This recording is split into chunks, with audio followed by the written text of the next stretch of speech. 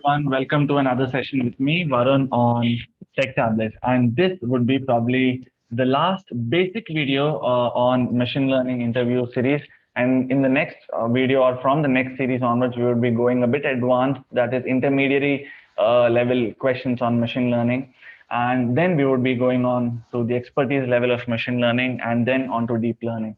Right. So now to begin with this part, the agenda would be to talk about the interview questions, technical part. For all those of you who don't know me, I started my career with SAP ABAP, moved on to UI5, started my YouTube channel. Now I also do rap, which is my passion. This is my calling. And now currently work as a data science trainer and a developer. I work on languages like R, Python, and a library which is not short of a language, though that is TensorFlow. Now, to begin with, how does perpendicular line trick work when k is greater than 2 equals to 3? So here the trick is this is mainly used only in 2D or 3D spaces. Firstly, the perpendicular line trick. By the way, this is from k-means topic. I think you should understand what question it is what topic it is based on the question heard. All right. Now, usually when we talk of the Euclidean distance, it is used on all points for high dimensions to perform clustering. Now, in very high dimensional data, we could also use a trick, which is an engulfing sphere starting at every centroid. Okay. Now, as it starts growing for obvious reasons, and if it starts growing, if this is a sphere and if it starts growing outward, right, and until this sphere intersects anything, everything that is within the domain belongs to this sphere, right? And all other points are also assigned to clusters by calculating the perpendicular distance between the centroids, and that is how this works. How does the elbow method work when more than two features are involved? Well, we use WCSS, the sum of squares, okay? And when you use this P and Q are the two observation points, and the coordinates are also mentioned.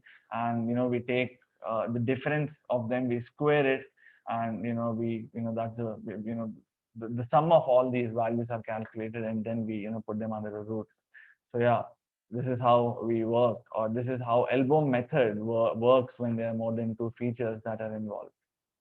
Is there an alternate way to elbow method to find the ultimate numbers of clusters? Well, you can also probably use parameter tuning with grid search. That would also give you approximately the same answer, though not the same, to be very honest.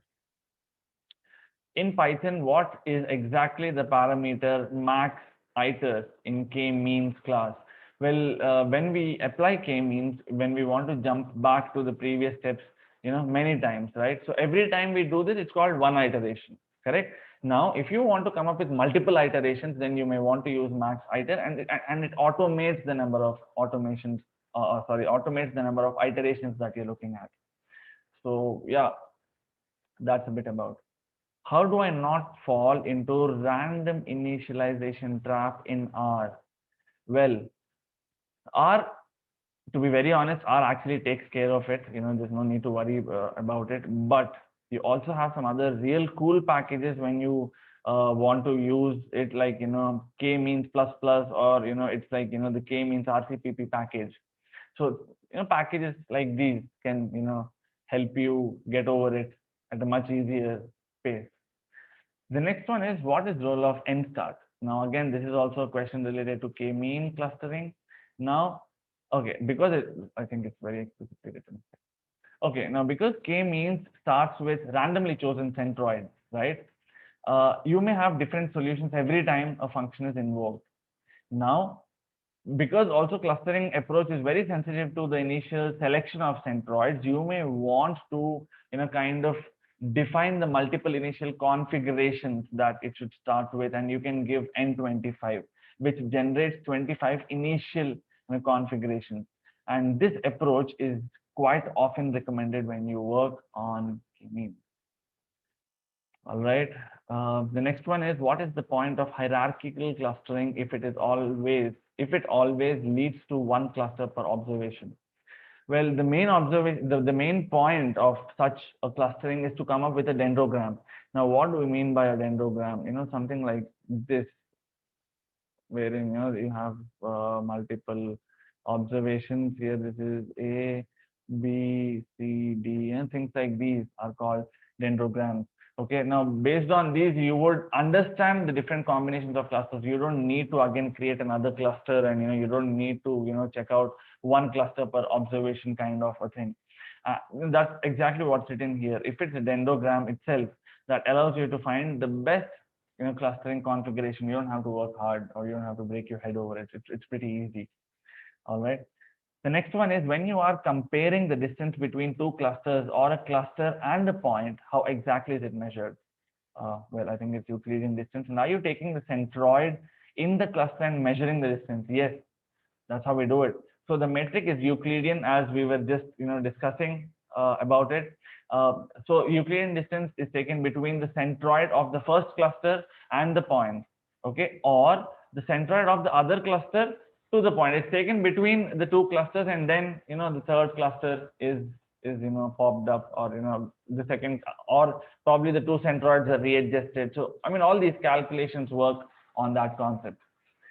The last one is, how do we need, or do we also need to perform feature scaling for hierarchical clustering? Yes, we need to do it. It's a mandate. And why is that? Because the equations of clustering problem involve Euclidean distance. And anytime, I mean, it could be anytime, if your model is involving distances, then you may want to apply feature scaling to scale the values and to ensure that the values don't act funny or give you different outputs than expected. So yeah, that's about it. I really hope you enjoyed all these 10 videos from the machine learning interview section. I think I can now finally get rid of my yellow t-shirt, and the yellow theme that we have. In the next video series, we would try to I would try to come up with some more questions on mediocre or intermediary stage for all those of you who are planning to appear for data science interviews.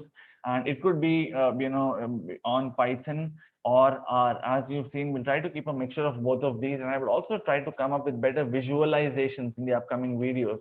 So do not stay disconnected. Do not tag yourself off.